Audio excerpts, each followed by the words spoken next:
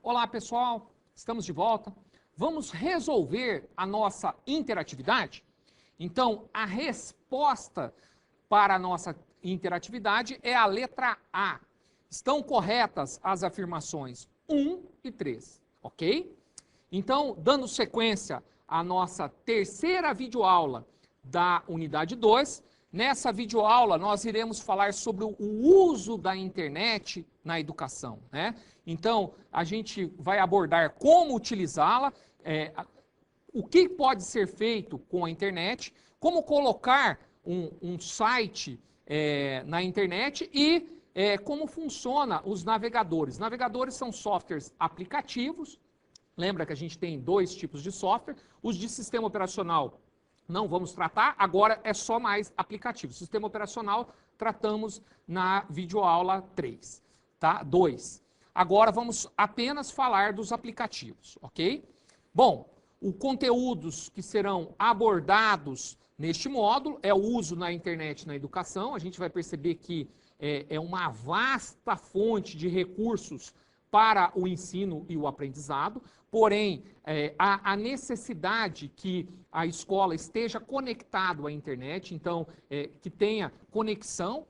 E depois também vamos falar, por exemplo, professor, gostaria de colocar um site da minha escola na internet, como é que eu faço? Então, aqui também nós iremos passar quais os passos, os procedimentos. E depois sobre os navegadores, ok?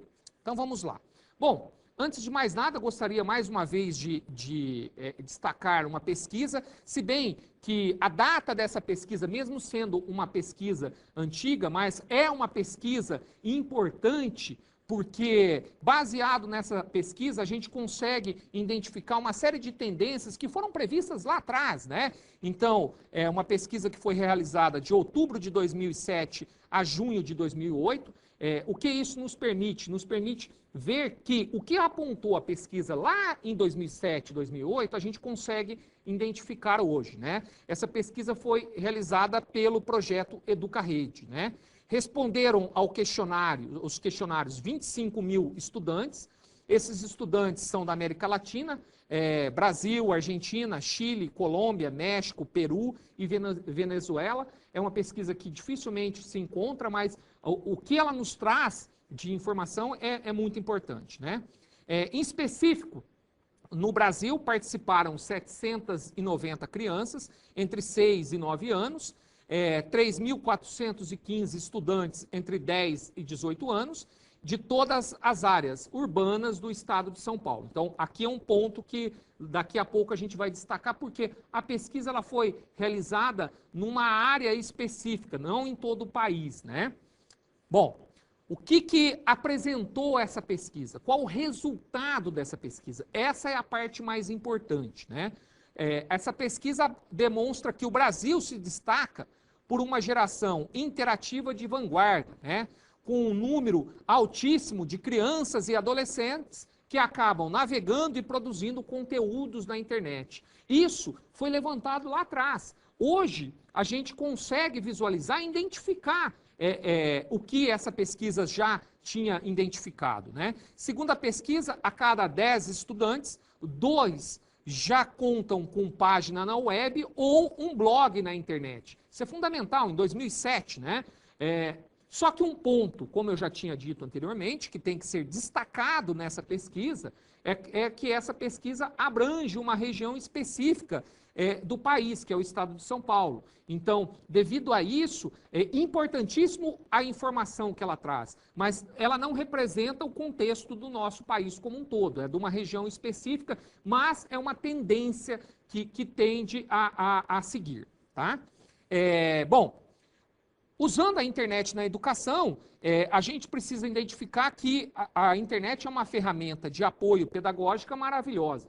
Nós conseguimos identificar vários recursos que a internet nos traz que podem ser utilizados de forma astronômica dentro da sala de aula, desde que ela seja utilizada no local certo, no tempo certo e mediada por um professor ou por um sistema. O que não pode ocorrer é deixar o uso da internet sem a mediação de um professor. É fundamental que tenha a mediação do professor.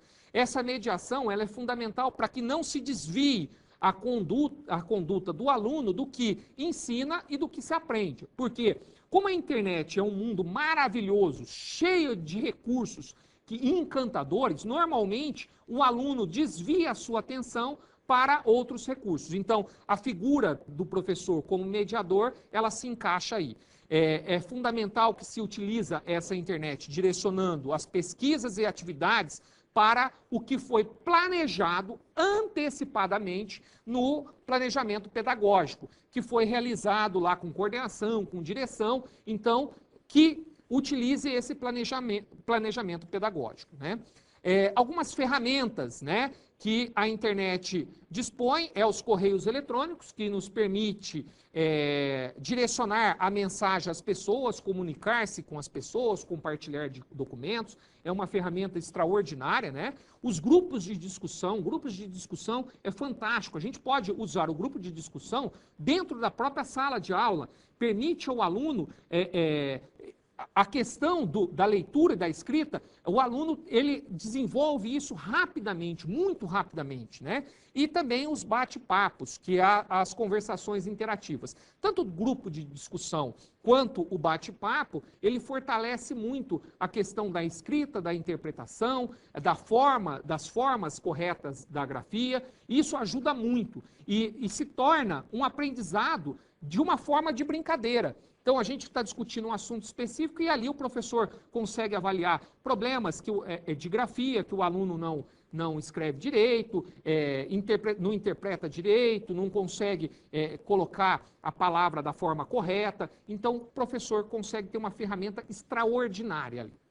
Bom, além disso, se o professor quiser colocar, por exemplo, a escola na internet, é necessário que ela tenha um domínio, né? Então, o que é o domínio na rede mundial de computadores? O domínio está ligado ao nome da escola. Esse domínio está ligado ao nome da escola, seguido por um tipo e o país. Então, assim, todos os sites que a gente acessa, você tem o nome da empresa, o nome da escola, um tipo, né, se é comercial, se é governamental, e o país, BR, que é no nosso país, né? Cada domínio ele tem que ter um nome, um tipo, que é considerado um subdomínio, e o país de origem aonde foi criado esse domínio. Então, todos os endereços da internet ele é dividido nessas três partes. O nome, quem escolhe é o usuário. Então, normalmente, se você for criar para a sua escola, escolha o nome da sua escola. Pode ou não representar a ação ou localidade. Não impede que no Brasil você tenha um domínio na Argentina, por exemplo, ou nos Estados Unidos. Isso não há problema nenhum, tá? Os tipos de domínios mais conhecidos são, né, o .com, que é utilizado para organizações comerciais, que é um dos mais utilizados, né? O .gov, que é utilizado para órgãos governamentais. O .edu, que seria o caso específico das escolas, mas eu tenho reparado que muitas escolas não fazem uso correto da utilização do domínio, né? Elas colocam o nome da escola .com, não é .com, tem que ser .edu, que é domínio dedicado para instituições educacionais. O .int, que é para internacional, o .mil, que é para instituições militares, o .net, que é para redes de network, redes de contato, o .org para organizações sem fins lucrativos e o .ind, que é para organizações industriais. No nosso caso, se a gente for criar um domínio para a nossa escola, então o correto seria o nome da escola .edu. Tá? Por que edu? Porque o domínio é educacional, é para fins educacionais. O que você vai perceber é que quando as escolas tem esse domínio, ela está sempre .com. A escola não é comercial, a não ser que seja uma escola particular, mas mesmo assim tem um fundo educacional aí. Tá. O país, né? Lembre-se, o domínio é dividido em três partes. O nome, né? O nome dele, o tipo e agora o país. O país é a última parte dele. Então você tem o .br, que significa que é um domínio criado no Brasil. Você tem o .pt, que é um domínio criado na Argentina. PT Portugal, desculpa, o ponto AR na Argentina, o ponto AU na Austrália, o ponto BD em Bangladesh, o ponto CA no Canadá, o ponto CL no Chile, o ponto CN na China e o ponto .com, que é o mais famoso, que a gente sempre imagina. Ah, é ponto .com. Não, não é ponto .com, é ponto .br. Então, o domínio para a minha escola, eu colocaria o nome da escola, .edu.br. Esse é o correto, essa é a forma mais correta. Mas, como muitos usam de forma errada, não sabem utilizar, criou-se quase que um padrão, nome da escola.com.br, mas não é a forma correta de se utilizar, né?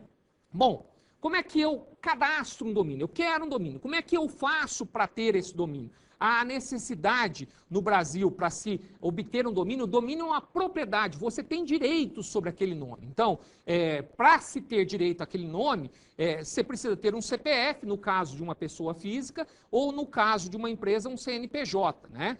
Então, você entra nesse site, www.registro.br, e lá nesse site você vai tentar cadastrar o seu domínio. Obviamente que antes de cadastrar, você precisa verificar se o domínio existe ou não. A hora que você colocou o nome da sua escola, se já existir, o próprio site vai acusar, olha, esse domínio já existe, não é possível você cadastrá-lo. Se não existir, aí você pode cadastrar o domínio e consegue fazer isso com uma facilidade muito grande, né? Só a partir do cadastro desse domínio e pago uma tarifa apenas para alguns tipos de domínio, por exemplo, .edu não se paga, .org não se paga, agora outros, se for .com, você tem que pagar uma taxa mensal. E pagando essa taxa, aí sim você pode mandar criar o seu site da sua escola, tá?